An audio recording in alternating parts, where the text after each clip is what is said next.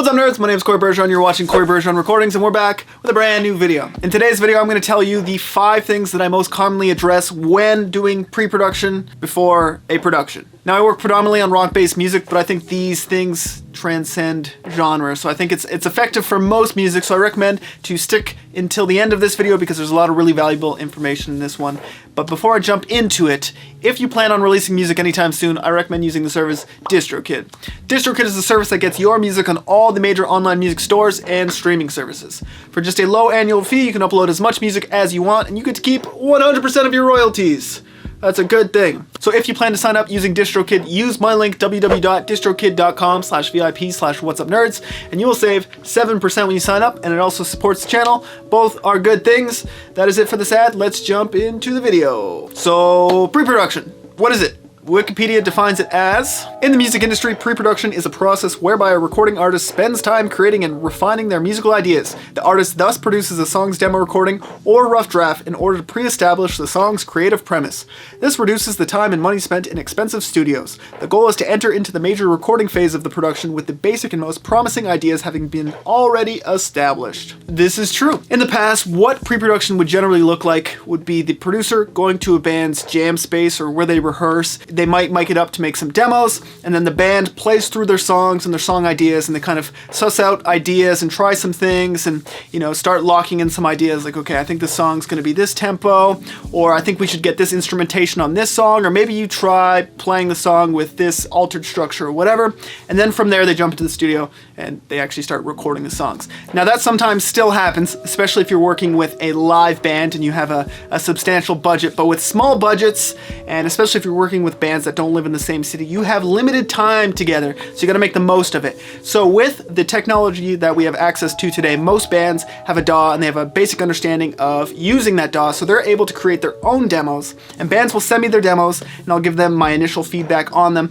But even more commonly, the bands will actually send me the stems of their demos, and then I can dig in and I can start changing whatever I want, and I can send them back a tangible version of the changes I made, and then they can work on it from there. So before we've even stepped into the same room, we can work on a track and we can really suss out a lot of the issues that the songs may have. Okay, so let's jump into the meat and potatoes of the video. What are the 5 things that I most commonly work on with the band during the pre-production part of the process? Okay, so the first thing I usually address is the tempo. When I press play and I listen to a song for the first time, it takes a matter of seconds for me to perceive if the song is dragging or if it is too fast. And I would say probably 8 out of 10 or 9 out of 10 times the song is dragging versus being too fast. It's really important to suss this out at the start of the process. If you are not sure if your song is too slow or fast, well, we have the tools. So you can throw the track in any DAW that you're using and you can speed it up by 1 beat per minute, 2 beats per minute, see how it feels. Listen to the vocal phrasing and how it interacts with the track at the different tempos. Does it feel like the singer's rapping? Does it feel like he's dragging out every single word? Tempo is really important, so even if you have a hunch that it's too fast or too slow, try bumping it up a couple beats per minute or slowing it down, whatever you feel it needs. And if you start losing perspective on it, like you can't tell if it's too fast, too slow, too fast, too slow, try listening to other music and coming back to the track with a fresh perspective. Also, don't be afraid to speed up certain sections of the song and slow down other sections of the song. It's really important to understand the tools within your DAW. You can speed up sections linearly, so it speeds up gradually going into a part. And also don't be afraid to add like a slowdown at the end of the song. There are a lot of cool creative tricks you can use using tempo within your songs to make the most effective version of the song. So tempo is the first thing that I address. Okay, so the second thing that I address, and this usually comes right after addressing the tempo, is addressing the structure of the track. You do not want to have any unnecessary parts in your song. You want your song to be airtight. It's not uncommon within a band's dynamic for everyone to want to have their say, and then there's certain parts that get left in songs that are kind of filler, but they're in there just to please 1 or 2 members. Cut that out. Make sure your song structure makes sense. Make sure your song structure is dynamic. You're building the energy up, you're bringing it back down, you're building the energy up, you're bringing it back down. You want it to be engaging for the listener. So make sure that you have a structure that keeps the listener engaged. It is really easy to fall into a super simple structure pattern. Let's say intro, verse, chorus, bridge, chorus. Make sure that your structure complements whatever your song is about and the vibe and all that stuff. Understand the context of that song. An example would be, I'm doing pre-production with a band over the internet, and they sent me their songs and they gave me the track listing, so I knew which one was the last song and it's a part of an EP.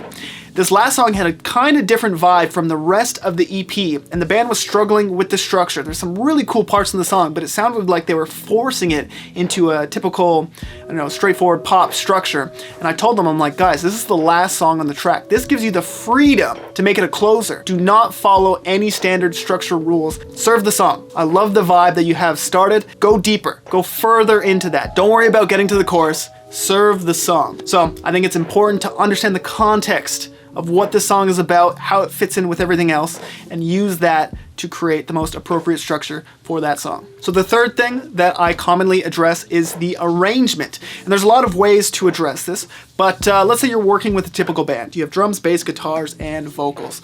Well, what's the arrangement of the track? Is it just gonna be those elements? Do you wanna add piano? Do you wanna add strings?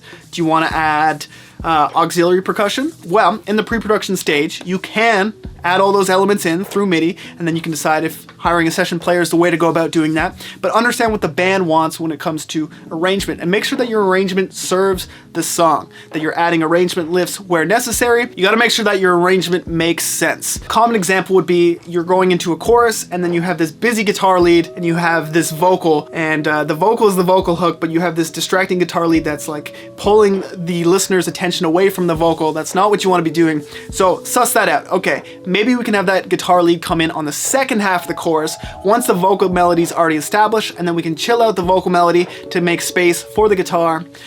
So make sure that, you know, your arrangement fits like puzzle pieces. Another common arrangement issue I've run into is when you're working with a band that has one guitar player.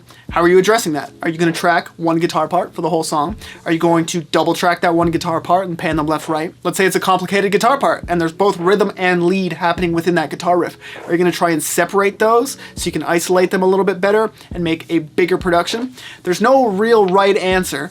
So this is stuff that you have to address. So this is what you want to talk to the guitar player about.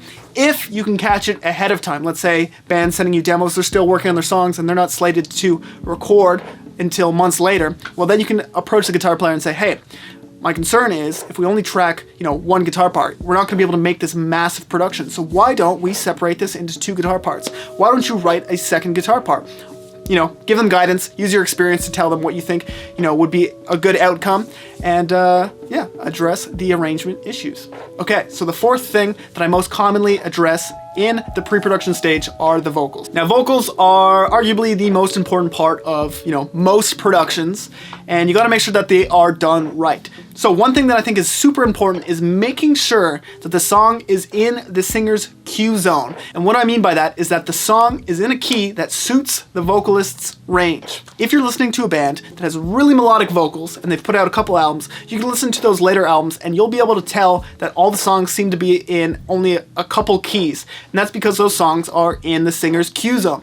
You want to find a key that really complements your vocalist's range. You want to make sure that when he's belting, when he's singing at the top of his lungs, you know, it's still comfortable for him. He's pushing, it sounds exciting, it sounds emotionally engaging, but it's not, you know, destroying his vocal tone. It doesn't sound piercing. It doesn't sound like he's really straining to hit the notes and it's something that he can't recreate live. You want to figure out where your vocalist sounds best. If you don't know how to do this, just listen to all the songs that your singer has sang on and, you know, find out where he sounds best and then figure out what key that is. If you're working with a musician or a vocalist that, you know, has a really good understanding of his range and, you know, obviously plays an instrument and understands different keys, he'll probably be able to tell you.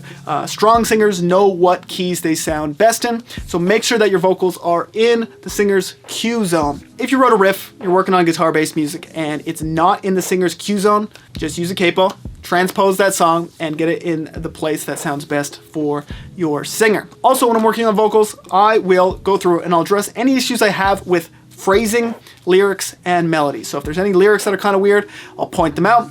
If it sounds like the singer's trying to force a ton of words into one part, I'll point that out. If it sounds like they're just dragging a ton of words just to kind of fill a part, I'll point that out. If the phrasing is cool, but I'm not stoked on the melody, what I like to do if the singer's in the room is I throw a 57 in his hand and I just tell him to sing. Just sing the same phrasing, but freestyle on the melody. We'll loop the part. We'll see what we come up with. I might have some ideas that I'll interject. If I'm not in the same room with the singer, that's when I get my trusty tool Melodyne out. If they send me the stems, I'll go through and I'll tweak the melody to find something that I think works best. And usually from there, we find, you know, a melody that we're both satisfied with. Also, you can go through, you can use Melodyne, you can start creating harmonies. I made a video on that you can check out. But I'll go through, I'll start arranging harmonies, out of the vocals so we have an idea of what we're doing. Some vocalists are very experienced and they know how to arrange their vocals and they have all their harmonies written out, and there's other vocalists that aren't. So my job as a producer, you know, I'll whip up however I think the vocal should be arranged, and oftentimes I'll just create a harmony out of the main vocal for the vocalist to listen back to, and then they can perform it, or we can keep the harmony, whatever works to get the job done. So in the pre-production stage on the vocals, I make sure that the song is in the key. We suss out the vocal phrasing, the lyrics, and the melody, and then we also experiment with harmonies and try and just create the big picture when it comes to the vocals. And lastly, number 5, the last thing that I do on almost every single session that I work on is address the drums. Now I go through and I map out the entire drum performance in MIDI. It is a great tool. Usually I'll actually track the rest of the instrumentation to the MIDI and then record the drums last. Sometimes that isn't the case for a bunch of different reasons, but I like to map out the drums in MIDI and I like to suss out every single drum hit. I want to make sure that at the start of a big rock chorus that there's a double crash. I want to make sure that every single drum fill is intentional. You know, why is that drum fill there? Is it just to have a drum fill, or is it actually transitioning between parts? Let's say we have a chorus and we're going into verse 2. The energy of the chorus is 10 out of 10, and then on verse 2 it comes all the way down. Maybe we can use a triplet fill to transition out of that chorus into that second verse to really slow the energy down, you know, and help the song transition. Maybe we have a double chorus at the end of the song and we do a full 2-bar fill going between the first chorus into the double chorus to really build up the energy, and maybe on the last chorus we halftime it. I like to go through and suss out every single drum hit with the drummer and the full band, and everyone kind of interjects. We make sure that the drums completely complement the song and the energy of the song. Even if you're a world-class drummer, the goal is usually not to show off all the flashiest drum parts that you can play. It's to complement the track. So I like to go through, suss it out with the drummer, make sure that everything is locked in. There's no adding extra snare hits in the chorus. When it comes to tracking time, we have a complete, concrete reference of what the drum performance is supposed to be, and that way when it comes to tracking bass, we know exactly where the kick and snares are, so we can lock in the groove perfectly. And yeah, it just builds an extremely solid foundation. So those are the 5 things I most commonly address in the pre-production stage. Obviously, it depends on the band and how far along the tracks are. Some songs take a lot more work than others, but usually you want to really plan to make sure that you address all the issues that could come up in your production, and you also build, you know, the best arrangement and structure for your song and make sure that it's good. So that is it for the video. Thank you very much for watching. If you want to improve your mixing, head on over to my Patreon page. You can download the multi-tracks for all the songs that I've done an in the mix video for on this channel. So if you want to improve your mixing, you can download professional stems and you can practice your mixing there. If you want one-on-one lessons with me to improve your audio production skills, doesn't matter what, you know, side of the audio production world it is, whether you're just learning how to do drum editing, tune vocals, you know, you're learning Pro Tools, or you want actionable feedback on how to make your mix better, you can sign up for the second tier, the higher tier there on Patreon, and we can do a one-on-one video chat. If you have not yet joined my Discord server, there will be a link for that and everything else down below. In that Discord chat, we talk about audio production, and we also talk about all things Lockett, and I usually, you know, leak things that my band is up to at the time. So if you are a Lockett fan, be sure to join the Discord chat. Follow me on Instagram and Twitter, and that is everything for this video. Pre-production, it's a good thing, you got to do it. Thank you very much for watching. My name is Corybergeron. Create more, create more, create more.